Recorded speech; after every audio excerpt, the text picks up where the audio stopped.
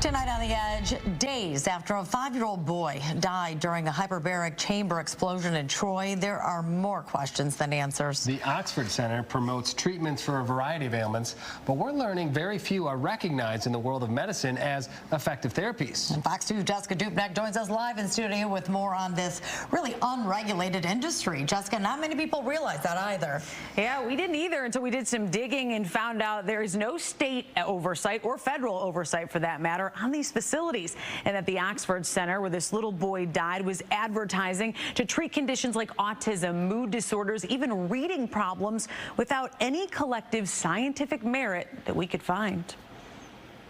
It's just an unimaginable loss. 5-year-old Thomas Cooper killed when the hyperbaric chamber he was in exploded last week in Troy. His mom also burned trying to save him from the 100% oxygenated tube that's highly flammable. So we just don't know. We have some theories, but until we understand exactly what happened, we are going to withhold judgment. John Peters is the executive director of the Undersea and Hyperbaric Medical Society. They accredit facilities with hyperbaric chambers. Every facility, regardless of how good they say they are, it's just having someone look over your shoulder that's independent. The Oxford Center in Troy, where Thomas Cooper died, was not accredited. We learned Monday there is no state or federal regulation on these facilities. The last death at one of them was in 2009 in Florida. A 4-year-old boy and his grandma were killed when static electricity inside caused it to erupt in flames.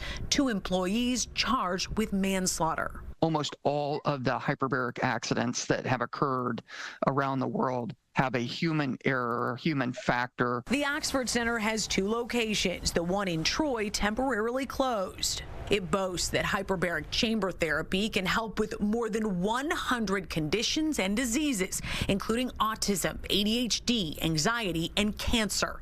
The accreditation list of conditions with scientific backing from Undersea and Hyperbaric Medical Society list about 15 conditions, mostly having to do with skin wounds. And none from that accredited list are advertised on the Oxford Center's main page for frequently treated issues, bringing into question their validity. If there is a lack of evidence, then patients are potentially being subjected to harm that they would have not necessarily or normally been exposed to.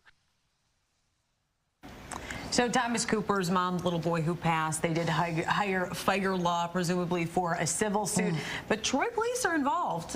You know, you look at the case that happened in Florida about a decade ago where manslaughter charges were leveled at the folks that were in charge of that center where a similar incident happened. So, yeah, and a lot of people don't realize that the Oxford Center is the same as the Oxford Recovery Center, and that's the story I've been following since 2021 with Casey Diskin, who posed as she was a convicted felon, and she stole information to be posing as a certified BCBA therapist to work with these very nonverbal, vulnerable, autistic children, and was just convicted. Nearly 8 years, we know. Sources have told us that this place has been under investigation by the state for several years now. So, but you know, when you're charging and promising and charging cash to do it on these false hopes, on parents that want to help their children, it is truly the saddest thing that you have ever been able to imagine. And it's something like this happening, really our hearts are going out to the family tonight. that's the concern, is preying on the vulnerable in this case. So we'll definitely stay on top of it. Yeah, great job, Jessica. Thank you. Jess.